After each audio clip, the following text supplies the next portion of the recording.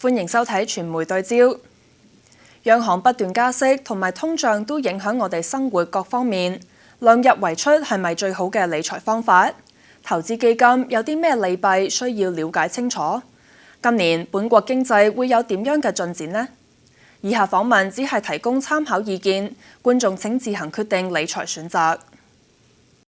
Let's talk about inflation. We see it influence everything from groceries to housing and to capital markets. What can we expect of it in 2024? I think that's a great place to start. Inflation really surged through the pandemic, right? And we know the reasons why, right? Because the goods that we were trying to buy, there were fewer of them because of the supply chain shortage, and we couldn't consume any services, so we consumed all of the goods. What's happening now is a return to a more normal inflation environment. Inflation in the US has slowed considerably, and there's been progress in Canada as well. Inflation is trending in the right direction. It's a bit early to say mission accomplished, but we're certainly moving in the right direction. So as we know, the rising cost of living is a key concern to many Canadians, and one of the key driving forces behind it are interest rates. And we know that the Bank of Canada has already made its first rate decision this year, and it holds. So are we anticipating any kind of financial relief soon? Again, this is a great place to go right from inflation, right? Central banks are singularly focused on the path of inflation and what it means for the economy. Even the Bank of Canada, for example, has one job. It's to keep inflation between 1% and 3%. Inflation pushed much higher than that. And while there has been some progress on the rate of inflation moving back down to normal, it's a bit too early for the bank to change rates from their restrictive stance until we see more evidence that inflation is trending back towards target. Again, there has been progress, but I wouldn't expect relief just yet. That said, by the middle of this year, I would expect their tone to change and for rates to be less restrictive by the end of this year than they are now. Again, one way to think about this, and I hope this is not too nerdy, is rates are very restrictive right now. A cut in rates doesn't suggest a stimulative environment. It just suggests a less restrictive stance of monetary policy. And that's really how we're thinking about it in the context of the funds that we manage for Canadian investors. Please tell us about the performance of the Canadian economy in terms of its weaknesses and its strengths. Sure. This is not a very optimistic story or outlook. So maybe we can warn the viewers a little bit that, the Canadian economy did not grow basically at all in 2023. GDP was a flat line. That's in contrast to the US that has experienced really robust rates of growth, and actually we're quite optimistic on the US. The single biggest problem for the Canadian household and Canadian growth is elevated rates of household debt for most Canadians, intersecting rates that are much higher. Right? Even if rates get cut in the back half of this year, in the second half of this year by the Bank of Canada, most homeowners will be renewing their mortgages at much higher rates, certainly higher than pre-COVID. And that's going to be a headwind for Canadian growth. And to spell that out in a little bit more detail, what we mean by that is Canadians historically pay their principal mortgage. We don't give back the keys. We don't really have a culture of that, unlike the US, say in 2008. But what we'll do, or what we expect to happen, is a pullback in discretionary consumer spending. Consumer spending is 2/3 of Canadian GDP, right? And so if you cut back on restaurants and vacations to make sure the principal mortgage gets paid, that's a decline in consumer spending and a decline in growth, right? And that's a necessary cooling and adjustment that we think has to happen in order for the Canadian economy to get back to a more balanced economy. And that's the principal reason why we're cautious on the Canadian economy in our funds. The recovery was really vigorous, right? So again, I think about what Ben Bernanke, the former Fed chair, said about the pandemic. He described it as not really a business cycle recession, more of a putting the economy into a medically induced coma, right? So we hit pause on all activity and it fell in March and April of 2020. And then when we came back to life, it was a V-shaped recovery. The problem is, after that recovery, Canada has been essentially a flat line, while the US has continued to grow, right? And so what we're observing right now is really a dichotomy or a difference in the path of growth in Canada versus the US. I mean, in the US, we're very optimistic. I mean, we think the likelihood of a soft landing has increased. The US is less interest rate sensitive for a number of reasons, and it's not impossible the US right now is in the midst of a productivity boom. Those are very, very optimistic things to think about in the context of earnings and equities and what the market may do in the US. In Canada, it's a little bit of a different story because of what we just discussed related to debt and higher rates.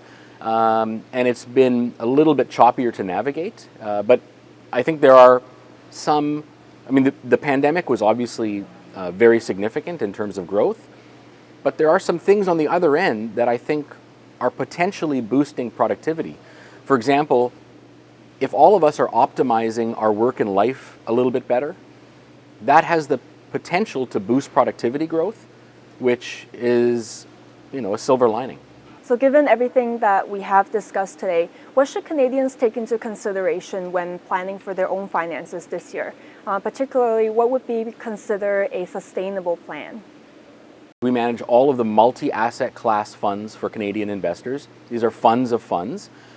And the thing that I like about these funds, the reason I describe them as elegant solutions to complex problems, is we combine the best-in-class managers from across Canada, the US, and internationally for stocks and bonds, for all sorts of geographies, asset classes, styles, and sectors. And then we use our 4-pillar research-based process to lean in or out of themes based on the research that we're viewing. So for example, we just talked about the relative outperformance of, say, the US versus Canada and us being more cautious on Canada. We can make those tilts in our funds to materially change the return experience or the expected return experience for the end investor. And sure enough, this approach has worked over the last, if I think about the last 10 years, our main 60-40 global balance fund has added 25 to 30% more return than just a standard Canadian 60-40 fund, right? So again, I'm a recovering research nerd. I've been a research nerd my whole life.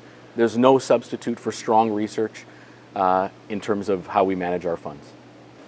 And you are an expert in this field, and as we also got a lot of useful information from you today, what other things do financial experts like yourself do to help Canadian families? Again, I think about our funds as being, again, that combination of fantastic underlying managers coupled with our 4-pillar research process. And we really have a fund for almost every type of investor, Obviously, some will be more equity focused for that type of investor versus the downside protected investor. But again, this would be a great place for viewers to work with their individual advisors and think about what best solutions fit their goals and needs. So I think this question of why would I buy a balanced fund over a GIC? This is a question I answered, I felt like 10,000 times a month last year in 2023, and it was a very natural question to have. In 2022, for the average multi-asset class investor who owns a 60-40 stock bond fund, 2022 was a very, very damaging year, right? We had stocks decline and bonds decline, right? So it was down and downer. Now, we were able to protect our funds by owning more cash, by owning commodities, by owning some of the asset classes that preserved basis points. But in 2023, when Canadian investors were greeted with GIC rates of returns that they hadn't seen in decades, I think it was a very natural place for people to use as a parking spot, right? So this was a natural parking spot for capital. But one of the things that we address, and again, this is the first question in the paper that we released, our quarterly paper, is why should I buy a balanced fund over a GIC? And the answer is the risk and return trade-off of a balanced fund, of a well-diversified multi-asset class fund, similar to the ones that we manage, is overwhelming over a longer period of time. So again, we manage our funds for the medium to long-term investor. And if you look at the trade-off between risk and return, there's really no argument in terms of the case for a balanced fund over the ultimately incredibly safe GIC. So what we've done is, in this paper, we examined what would your return experience have been like over the past 10 years had you just sat in GICs? and $1,000, would have turned into around $1,200. If you had sat in our global balanced, multi-asset class, well-diversified, geographically diversified fund-to-fund, that $1,000 would have turned into around $1,900, right? And so there's a tremendous difference in the return experience for a well-diversified fund of funds versus a GIC. Again, it's a natural place for investors to go after 2022. No one enjoyed 2022, but for the investor with the medium to long-term investment horizon, there are costs involved in sitting in a fixed rate of return. And just coming from a common Canadian point of view, after everything that has happened in the past few years, there might be an inherent concern about putting in so much money into these things, even though with the information that we have, we know it would give us a good return. What would you say to those Canadians? So I would say, again, this is where this tactical multi-asset class balance fund comes into play. So one of the things we didn't discuss, which is I think of interest to, or should be of interest to all Canadian investors, is movements in the Canadian dollar, right? So this is tremendously important, not just for Canadian investors, but even Canadian investors, for example, that may go to the US often or vacation in the US or even own property in the US. One of the levers that we have in our funds is the currency, right? And we use the currency as a shock absorber or as a risk management tool. And what I mean by that is right now, we own less Canadian stocks and bonds than we can, and that results in us being what we call underweight the Canadian dollar, right? Meaning we try to own more US dollars than our typical allocation. And the reason that's important is the Canadian dollar is very cyclical, right? So in periods of stress, in periods of market stress, or if the stress is domestically produced in Canada, the first valve that gets released is a depreciation of the Canadian dollar.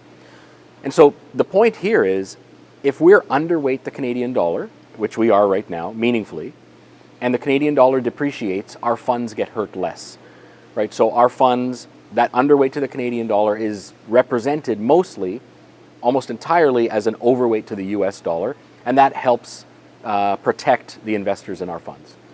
Okay, and with that, thank you very much for being here with us today. And this is Elon. Thank you very much. Thanks so much. I enjoyed it.